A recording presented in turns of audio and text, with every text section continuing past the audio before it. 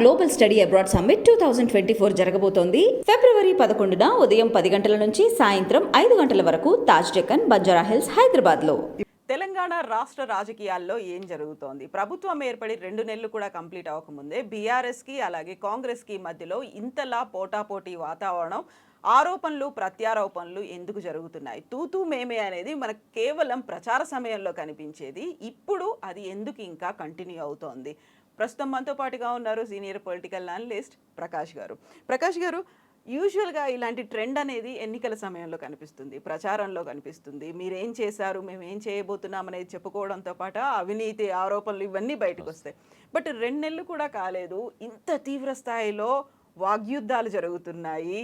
తూతూ మేమే అనేటువంటి ఈ కంటెస్ట్ అంతా ఎందుకు జరుగుతోంది? అంటే ఈ పార్లమెంట్ ఎన్నికలు దగ్గరలో ఉన్నాయి. టీఆర్ఎస్కి ఏంటంటే ఇది ఒక పరీక్ష.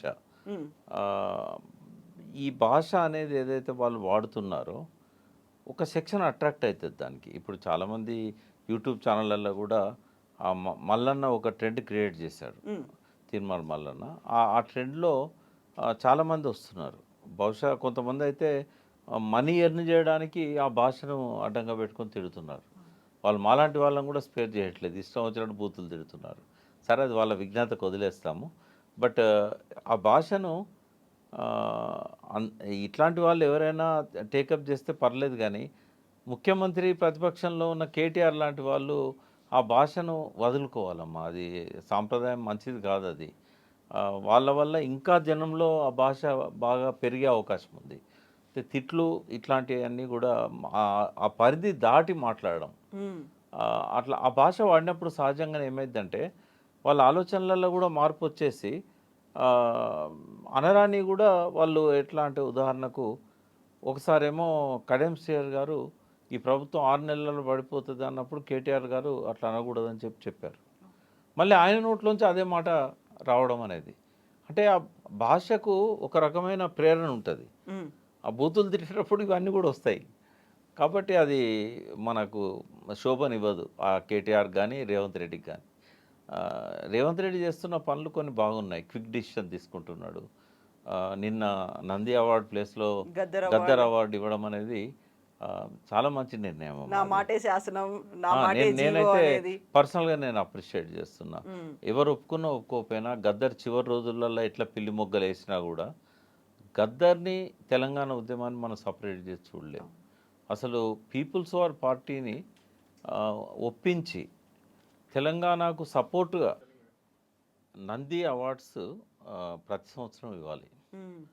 దురదృష్టం ఏంటంటే 9.5 ఏళ్ళు ఒక్క సంవత్సరం కూడా నంది అవార్డ్స్ ఇవ్వలేదు. అట్లని చెప్పి గతంలో ఉన్నట్టుగా మొత్తం ఆంధ్ర వాళ్ళ పెత్తనమే సినిమా రంగం మీద ఉన్నదా అంటే లేదు. ఖచ్చితంగా లాస్ట్ 9.5 ఏళ్ళల్లో ఎందులో మార్పు వచ్చినా రాకపోయినా సినిమా రంగంలో మాత్రం తెలంగాణ భాషకు, తెలంగాణ యాసకు, తెలంగాణ పాటకు, తెలంగాణ నటులకు ఎన్నడూ లేనంత గౌరవం వచ్చింది. ఇవాళ తెలంగాణ నటులు, తెలంగాణ భాష యాస లేకపోతే సినిమాలు హిట్ అయ్యే అవకాశం లేదు. తెలంగాణ డైరెక్టర్స్ కూడా బాలీవుడ్ కేగబాకారు. పెద్ద పెద్ద వాళ్ళతో సినిమాలు వంగ సందీప్ రెడ్డి ఎంత అసలు ఆయన యానిమల్ మూవీ, అంతకుముందు కూడా కొన్ని హిట్ మూవీస్. అసలు అదివరకు మనం ఒకరిద్దరు పేర్లు చెప్పుకునే వాళ్ళం. ఇవాళ అసలు గుర్తులేనంతమంది డైరెక్టర్స్గా, మ్యూజిక్ డైరెక్టర్స్, లిరిక్ రైటర్స్ అయితే ఎప్పుడు తెలంగాణ వాళ్ళదే టాప్. అటువంటి పరిస్థితుల్లో ఎంతోమందికి నంది అవార్డ్స్ వచ్చే అవకాశం ఉన్నా కూడా తెలంగాణ వాళ్ళకు, వాళ్ళ ప్రతిభకు అది 9.5 ఏళ్ళు అవార్డు ఇవ్వలేదు. ఫస్ట్ ఇయర్లో నేను కూడా పోయి సజెస్ట్ చేశాను, హంస అని పెట్టండి. నంది వాళ్ళు పెట్టుకున్నప్పుడు ఆంధ్రప్రదేశ్ హంస అని పెట్టండి, లేకుంటే ఇంకోటి పెట్టండి అని అంటే అన్ని ఆలోచనలు తప్ప అసలు ఎన్నడూ. అంటే దీనిలో మెయిన్ ప్రాబ్లం ఏంటంటే ఏ డిసిషన్ తీసుకోవాలన్నా సీఎంఏ తీసుకోవాలి. ఆయనకి ఈ డిసిషన్ తీసుకోవాల్సి ఉన్నది. మనం ఇన్ని సంవత్సరాల నుంచి నంది అవార్డులు ఇస్తలేమని చెప్పినోడు ఎవడు అసలు? సినిమాటోగ్రఫీ తలసాని శ్రీనివాస్ యాదవ్. ఆయనకు కూడా నేను పర్సనల్గా పోయి నేను చెప్పిన డైరెక్టర్స్ చెప్పారు. ఆయన ఎప్పుడు ఫిలిం వాటిలలో చాలా యాక్టివ్గా ఉండేవాడు. బట్ ఎందుకో ఇచ్చినట్టయితే నాకు గుర్తులేదు, ఏమన్నా subject to the correction.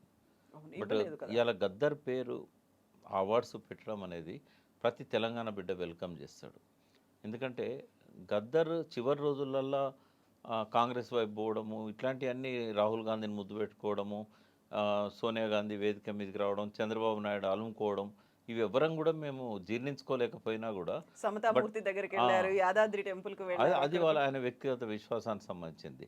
But Chandrababu Naidu తన మీద కాల్పులు జరిపించింది అందరికీ తెలుసు. చంద్రబాబు నాయుడు ఆయన జీవితం అంతా పోరాడింది కాంగ్రెస్తోని. బట్ చివరి రోజుల్లో అవసరమే లేదు. బట్ ఆ తప్పులను మనం పక్కకు పెట్టేస్తే అసలు తెలంగాణ ఉద్యమం అనేది గద్దర్ లేకుండా ఊహించలేం మనం. ఆయన మెయిన్గా తెలంగాణ ఉద్యమంలో ట్విస్ట్ ఎక్కడ అంటే మలిదశ తెలంగాణ ఉద్యమంలో మొట్టమొదటి తీర్మానం చేసి తెలంగాణ అవసరాన్ని చెప్పింది పీపుల్స్ వార్ పార్టీ. అది నిషేధిత పార్టీ అయి ఉండొచ్చు, బట్ ఒక రాజకీయ పార్టీ. వాళ్ళు ఆ, జూన్ 1, 1997 చాలా పెద్ద డాక్యుమెంట్ రిలీజ్ చేశారు ప్రజాస్వామ్య తెలంగాణ ఆకాంక్షల గురించి. ఎన్నో డిమాండ్స్ పెట్టారు. తెలంగాణ రాకుంటే ఈ తెలంగాణ ప్రాంతానికి భవిష్యత్తు లేదని చెప్పారు. ఆనాడు వాళ్ళ డాక్యుమెంట్ రిలీజ్ చేయడానికి మెయిన్ కారణం గద్దర్. అయితే ఈ గద్దర్ది ఎట్లుంటుందంటే తెలంగాణ ఉద్యమంలో నుంచి ఆ ఉద్యమం అణచివేతకు గురైనాక నక్సలైట్ మూమెంట్లో పోయాడు. నక్సలైట్ ఉద్యమము దారి తెన్ను లేని పరిస్థితి వచ్చినాడు మళ్ళీ తెలంగాణ ఉద్యమాన్ని లేపాడు. అంటే తెలంగాణ టు తెలంగాణ మధ్యలో పీపుల్స్ వార్ ఉద్యమం, దీనికి మొత్తం కేంద్ర బిందువుగా గద్దర్ వివరించాడు. గద్దర్తో పాటు ఆనాడు అణచివేయబడ్డ తెలంగాణలో ఉన్న నాయకత్వం అంతా కూడా మల్లుదిల కోటేశ్వరరావు కానీ గణపతి కానీ వీళ్ళందరూ కూడా తెలంగాణ ఉద్యమంలో యాక్టివ్గా పాల్గొని అందులో పోయిన వ్యక్తులు. కాబట్టి గద్దర్ లేని తెలంగాణను గద్దర్ పాట ఫస్ట్ పాట తెలంగాణ ఉద్యమంలో అమ్మా తెలంగాణమా ఆకలి కేకల గానమా. ఇంకోటి నన్ను కన్న నా తెలంగాణ అని నా జన్మభూమిరా అని ఒక పాట వస్తుంది. అందులో అయితే అన్ని జిల్లాలలో ఒక్కొక్క జిల్లాల్లో గోదావరి నది గురించి, కృష్ణా నది గురించి, అంటే ఆ భావ విప్లవానికి ఆనాడు ప్రజల లోపల మేల్కొల్పుగా ఆ పాటలే మూలం. అవి 97 చివరి నాటికి ఆ 2 పాటలు వచ్చినాయి. ఆ పాట పాడినందుకే గద్దర్ మీద కాల్పులు చేశారు భువనగిరి సభలో. కాబట్టి గద్దర్కు ఒక గౌరవం దక్కిందని నేను అనుకుంటా. ఎవరేమనుకున్నా పర్వాలేదు, గద్దర్ అవార్డ్స్ పేరు మీద చిరస్థాయిగా ఆయన పేరు కంటిన్యూ కావాలి. మంచి డిసిషన్ తీసుకున్నాడు రేవంత్ రెడ్డి, అప్పటికప్పుడు తీసుకున్నాడు. ఆయన తీసుకునే క్విక్ డిసిషన్స్ బాగుంటున్నాయి. I'm supporting. ఎందుకంటే ఆయన ఏ విషయంలోనైనా వెంటనే న్యాయ విచారణకు ఆదేశించడం కానీ, తొందరపడి అరెస్ట్ చేయడమో లేకుంటే సిబిఐ అనో ఇట్లాంటివి అనకుండా ఆయనకు ఏవైతే ప్రజల నుంచి కాకుండా అంటే అప్పుడు ప్రతిపక్షంలో ఉండి ఇప్పుడు స్వపక్షంలో ఉన్న వాళ్ళ నుంచి ప్రెజర్ వచ్చిన అంశాల మీద న్యాయ విచారణకు ఆదేశించడం అనేది ముఖ్యమంత్రి చేయాల్సిన పని. అది ఆ రెండు కూడా ఎలక్ట్రిసిటీ సమస్య మీద న్యాయ విచారణ, ఇరిగేషన్ మీద కూడా. తర్వాత కాళేశ్వరం మీద కూడా ఒక ప్రాపర్ పద్ధతిలో నిపుణుల కమిటీని వేశారు. తర్వాత మేమందరము కామెంట్ చేసిన దాని ఫలితమో లేకుంటే వాళ్ళ మైండ్లో ఉన్నదో కానీ వాటా తేలేదాకా మేము ఈ కృష్ణా జలాల మీద వాటా తేలేదాకా, ట్రిబ్యునల్ వాటా తేల్చేదాకా మేము హ్యాండ్ ఓవర్ చేయమని చెప్పేశారు. ఇవన్నీ కూడా మంచి డిసిషన్స్ తెలంగాణకు సంబంధించినంత వరకు. తర్వాత కట్ ఆఫ్ డేట్ పెట్టి ఫిబ్రవరి 28 లోపల ప్రతి అకౌంట్లో నేను రైతు బంధు వేస్తానని చెప్పాడు.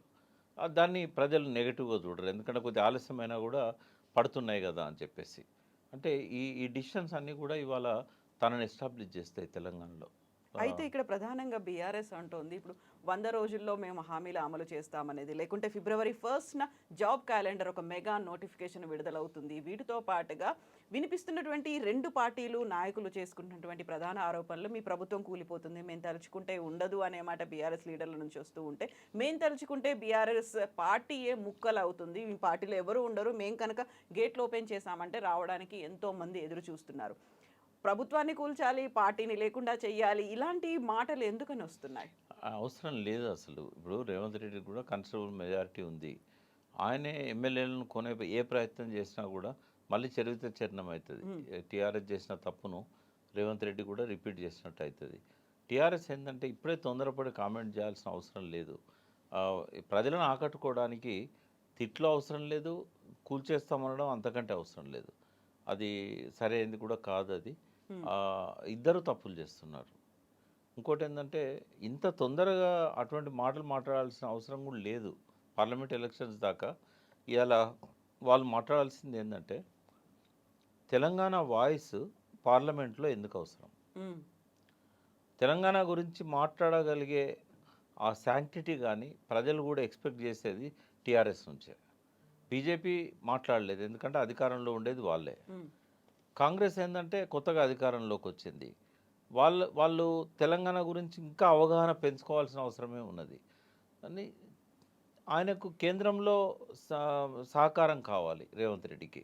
పరుషంగా మోడీని వ్యతిరేకించే అవకాశం ఆయన లేదు. ఉమ్, పార్టీ వేరైనా, గట్టిగా ఇద్దరు ప్రత్యర్థులైనా కూడా పార్లమెంట్లో డిమాండ్ చేయగలిగే పరిస్థితి ఉంటుందని నేను అనుకోవడం లేదు. ఎందుకంటే వాళ్ళు మళ్ళీ టీఆర్ఎస్ని ఇబ్బంది పెట్టినట్టుగా నిధులు ఇవ్వకుండా తొక్కేసినట్టయితే ఇక్కడ ప్రభుత్వం నడిచే పరిస్థితి ఉండదు. వీళ్ళు ఇచ్చిన హామీలకు కేంద్ర గ్రాంట్స్ కనుక రాకపోయినట్టయితే చాలా తొందరగా డిఫేమ్ అయ్యే అవకాశం ఉంది. కాబట్టి తెలంగాణ వాణి వినిపించే ఆ శక్తి, యుక్తి ఉన్నాయి ఓన్లీ టీఆర్ఎస్కి, బీఆర్ఎస్కి. కాబట్టి ఇవాళ విభజన హామీలు అమలు చేయాలన్నా, తర్వాత కేంద్రము గతంలో ఆపి ఫండ్స్ ఇవన్నీ ఇబ్బందులు పెట్టి ఇట్లా చేసింది.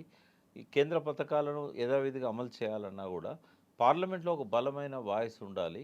ఆ వాయిస్ను బీఆర్ఎస్ఏ వినిపిస్తుంది అనే ప్రచారానికి ప్రజలు ఎక్కువగా మొగ్గు చూపుతారు. ఉమ్. అది వదిలేసి పార్లమెంట్ ఎలక్షన్లో కూడా రేవంత్ రెడ్డిని టార్గెట్ చేయడం వల్ల ఉపయోగం ఏమున్నది? ఉమ్. కాబట్టి దారి తప్పింది కొంత ప్రతిపక్షం. సో ఇక్కడ ప్రధానంగా గతంలో కేటీఆర్ చేసినటువంటి వ్యాఖ్యలు చూస్తే 2-3 ఏళ్లలోనే సీఎం కేసీఆర్ వచ్చేలా మనం ప్రయత్నం చేయాల్సినటువంటి అవసరం ఉంది.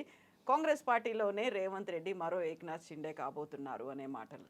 అంటే ఏక్నాథ్ షిండేను తీసుకొచ్చింది బీజేపీ. ఉమ్. ఇక్కడ అవకాశం లేదు. ఆల్రెడీ సీఎంగా ఉన్నారు ఆయన. ఉన్నారు. ఆ, ఇంకోటి ఏంటంటే ఇప్పుడు మాట్లాడాల్సిన గొంతుగా కేసీఆర్. ఇప్పుడు ప్రెస్ మీట్ పెట్టిన పార్లమెంట్ ఎలక్షన్స్లో ప్రజలకు ఏదైనా మెసేజ్ ఇవ్వాలన్నా ఆయన చాలా హుందాగా మాట్లాడగలుగుతారు. ఉమ్. ఆయన్నే రావాలి. ఇప్పుడు ఇవాళ ప్రమాణ స్వీకారానికి వచ్చారు కాబట్టి ఈ రోజు నుంచి తన వాయిస్ ఉంటుందని నేను అనుకుంటున్నా. రేపు కేసీఆర్ పార్లమెంట్లో ఉంటే తప్ప తెలంగాణ వాయిస్కి అక్కడ గుర్తింపు రాదు అనేది ప్రజలందరికీ తెలుసు. అనర్గళంగా ఏ భాషలోనైనా మాట్లాడగలిగే శక్తి ఉంది. తెలంగాణ మీద ఆయనకున్న కమాండ్ సబ్జెక్టు మీద ఎవరికి లేదు ఇప్పుడైతే, ఐజ్ ఆన్ టుడే. మాలాంటి వాళ్ళకు ఉన్నా కూడా గవర్నమెంట్లో మేము ఎక్కువగా లేకపోవడం వల్ల అన్ని బాధ్యతలు లేవు కాబట్టి ఆయనకు ఒక్కొక్క రంగం మీద ఉన్నంత పట్టు ఎవ్వరికీ లేదని చెప్పగలుగుతా. తెలంగాణలో ఉమ్. విమర్శించే వాళ్ళకు లేదు, విశ్లేషకులకు లేదు, ఆయనతో పాలుపంచుకున్న వాళ్ళకు కూడా లేదు. ఎందుకంటే మీరు ఏ ఫీల్డ్ మీద తెలంగాణలో మాట్లాడమన్నా ఐజాన్ టుడే ఉన్న సిచ్యువేషన్ మీద, దానిలో మార్పుల మీద 2-3 గంటలు మాట్లాడగలుగుతాడు with statistics base. Memory power కూడా చాలా ఎక్కువ. కాబట్టి ఆయన వాయిస్ ఆయనదే కాకుండా ఆయన వాయిస్కు బలం చేకూర్చాలంటే గుప్పెడు మంది అయినా ఉండాలి కదా పార్లమెంట్లో.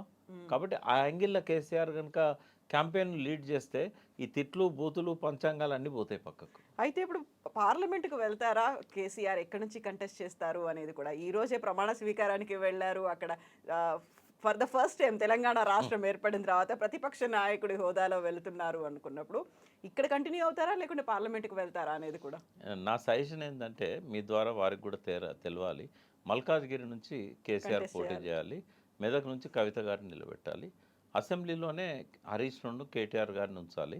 నిజామాబాద్ నుంచి ఉన్న దానిలో ఎవరినో ఒక సెలబ్రిటీని అక్కడ నోన్ ఫేస్, పాపులర్ ఫేస్, వీలైతే పోచారం శ్రీనివాసరెడ్డి గారిని అక్కడ పెట్టవచ్చు, లేదా బాజిరెడ్డి గోవర్ధన్ పెట్టవచ్చు. ఎందుకంటే అరవింద్ మున్నూరు కాపు సామాజిక వర్గం కాబట్టి బాజిరెడ్డి గోవర్ధన్ చాలా సీనియర్ ఎమ్మెల్యే, ఒక బీసీకి ఇచ్చినట్టు ఉంటుంది. ఆయన ఎంత ఇన్ఫ్లుయెన్స్ ఉన్న వ్యక్తి కూడా ఎవరు లేరు అక్కడ. లేదు ఒక అప్పర్ క్యాస్ట్ పర్సన్ పెట్టాలనుకున్నప్పుడు శ్రీనివాసరెడ్డి గారు ఒక ఆల్టర్నేటివ్, చాలా గౌరవంగా చూస్తారు ఆయన్ని. లేదు అంటే ఒక మైనార్టీకి ఇవ్వాల్సిందే, ఎవరినైనా ఒక మైనార్టీని పెట్టి చేసుకోవాలి. క్యాండిడేట్స్ ఉన్నారు, లేరని కాదు అక్కడ. బట్ నిజామాబాద్ కంటే కవిత గారిని మెదక్కు పంపి మల్కాజ్గిరి తను నిలబడడం అనేది శ్రేయస్కరం. సో ఇప్పుడు రాష్ట్ర రాజకీయాల్లో ఈ భాష కాకుండా ఉండాల్సినటువంటి కన్స్ట్రక్టివ్ క్రిటిసిజం మీద ఎప్పటి నుంచి ఫోకస్ పెడితే బెటర్ అంటారు మీరు? ఎందుకంటే 100 రోజుల టార్గెట్ అనేది కాంగ్రెసే పెట్టుకుంది. ఇప్పుడు అందరి ముందు ఉన్నటువంటి ఏకైక ఎజెండా అనేది పార్లమెంట్ ఎన్నికలు కాబట్టి రేవంత్ రెడ్డి గారి ముందున్న ప్రధాన సమస్య ఏంటంటే నిరుద్యోగులది. అయితే పార్లమెంట్ ఎన్నికల దాకా ఆయన చాలా హోప్స్ ఇస్తాడు, బట్ పార్లమెంట్ ఎన్నికల తర్వాత చాలా ఘోరంగా ఫెయిల్ అవుతాడు. అంటే కనీసము బీఆర్ఎస్ ఇచ్చిన ఉద్యోగాలు కూడా ఆయనకి ఇచ్చే అవకాశమే లేదు. ఎందుకంటే ప్రభుత్వ రంగంలో ఉన్న ఉద్యోగాలే నెక్స్ట్ 5 ఇయర్స్లో వచ్చే వాటితో కలిపితే కూడా 90,000 కంటే ఎక్కువ ఉండేటట్టు లేవు. ఇప్పుడున్న 40,000 వేకెన్సీలు, పెండింగ్లో ఉన్న ఇంకో 40,000 వేకెన్సీలు, రాబోయేటి ఇంకో 40,000 ఉంటాయి. అయితే పెండింగ్లో ఉన్నాయి కేసీఆర్ ఖాతాకు పోతాయి. ఈ మిగిలిన 40,000 రాబోయేటి ఇంకో 40 నుంచి 50,000 ఉంటాయి. ఈ 3 ఏళ్ళు పెంచడం వల్ల రిటైర్మెంట్ అయ్యే వాళ్ళు వీళ్ళంతా అన్నీ కలిపితే కూడా 90,000 నుంచి 1,00,000 కంటే ఎక్కువ ఉండవు. ఆయన ఏమైనా కొత్త క్రియేట్ చేద్దామన్నా బడ్జెట్ సపోర్ట్ చేయదు. కాబట్టి పార్లమెంట్ దాకా హోప్స్ క్యాలెండర్ అంటారు, గ్రూప్ 1లో అడిషనల్ పోస్టులు అంటారు, ఇవన్నీ అంటారు. కానీ ఒక ఉద్యోగం ఇచ్చే అవకాశం కూడా లేదు. ఈ నర్సులకు వీళ్ళకి ఏంటంటే ఇదివరకు ఎగ్జామ్స్ అయ్యి పైప్ లైన్లో ఉన్నాయి, అవి పెండింగ్లో ఉన్నాయి కాబట్టి ఇవ్వగలుగుతున్నారు. బట్ ఈ పార్లమెంట్ ఎన్నికల దాకా ఆశలతో కాలం గడిపించి నెక్స్ట్ 4.5 years రేవంత్ రెడ్డికి ఎదురయ్యే సమస్యలు భారతదేశంలో ఏ ముఖ్యమంత్రికి కూడా ఎదురై ఉండవు బహుశా. ఎస్, సో వాటన్నిటిని ఎలా ట్యాకిల్ చేస్తారు, ఎలా ముందుకెళ్తారు లీడ్ చేసుకుంటూ అనేదే ఒక మెయిన్ పాయింట్. భాష గురించి ఒక మాట చెప్తాను. ప్రజల్లో ఉద్యమం వస్తే తప్ప వీళ్ళు వాళ్ళ భాషలను మార్చుకోరు. ఈ సోషల్ మీడియాలో కూడా యూట్యూబ్ ఇచ్చే డబ్బుల కోసం తెగబడి ఇష్టం వచ్చినట్టుగా తిట్లు తిట్టే వాళ్ళను యూట్యూబ్లో బ్లాక్ చేయాలి, రిపోర్ట్ చేయాలి, క్లోజ్ చేయాలి. ఈ ఉద్యమం ప్రజల్లో రావాల్సిన అవసరం ఉంది.